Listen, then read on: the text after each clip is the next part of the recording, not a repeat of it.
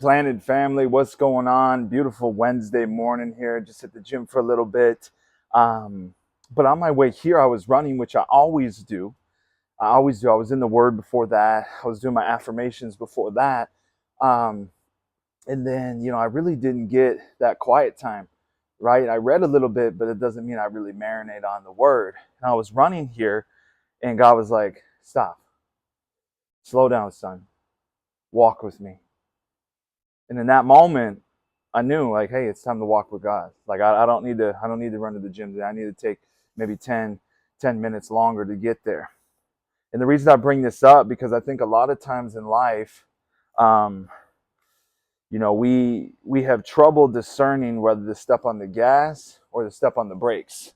And what I mean by that is if you're going to drive a car, it has both functions, right? You need to be able to step on the gas to go somewhere, but you need to be able to step on the brakes to stop. And sometimes you need to step on the brakes or pull over to know where you're going and get the GPS routed correctly. Because you can go 100 miles an hour with the gas, but you can be going in the wrong direction. So, quick message here today, right now. In what ways in your life do you need more gas? And in what ways in your life do you need more brakes? Because what I've seen and noticed is there's two types of Christians, right? There's a Christian that is all gas. They go, go, go, go, go. Man, they step on the throttle. They're going for their calling. They know what they're called to do. They know what they're supposed to be doing.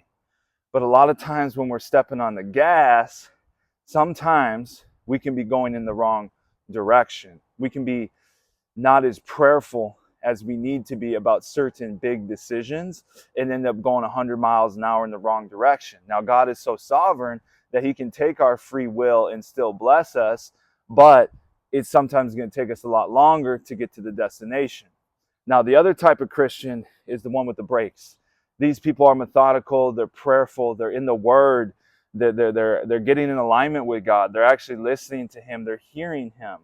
And they're able to have this thing where they slow down and they pause and they take a break and they rest on his word and they take the sabbatical, they take the time off, and they are very prayerful and considerate about what their moves are. But what they lack is movement. They lack taking the action. They become so methodical and slowing down and listening to God that they forget that his next commands are going to come after you take another step. Now, the people with the gas, they lack discernment sometimes, and they lack prayerful consideration over movement. Now, in my life, I would say I'm mostly the gas. I'm mostly going 100 miles an hour. And I'm more recently starting to discover, okay, hold on. I've learned some lessons here that I need some more breaks in my life. I need some more alignment in my life. So the call today, the call to action today is to discern where in your life you need more gas. Because some of you, quite frankly, God has told you what to do and you're asking him for the blueprint. You're asking him for the promise. You're asking him to reveal the results before you ever take a step, right? The Israelites had to take a step. The 12 priests, they had to take a step into the Jordan before the water cleared. So my friend, if you're waiting for another answer, I think the answer might be to start moving in the direction he started to tell you. He's been telling you to prepare. He's been telling you to do something, but you refuse to do it because the path isn't clear, right? You need some more gas in your life, and God will reveal some more things to you. And don't think that you're gonna outpace God. You can't outrun God. He will make another move because you're so prayerful, because you're so considerate, because you spent that time in the Word. He's going to show you which way to go. Don't worry about getting off course. I don't think that's going to happen to you. But what will happen to you is you're sitting in a car that's not even started, right? You have all the things necessary. You have the wheels, you got the keys in your hand, but you're sitting in a car that's never even started. It's just stagnant. God can't go anywhere with you. He can't take you anywhere in a stagnant car, right? And sometimes, I want to be considerate of the people that, maybe they're sick, maybe they're bound right now and they can't really go like I'm talking about and run like I'm talking about physically.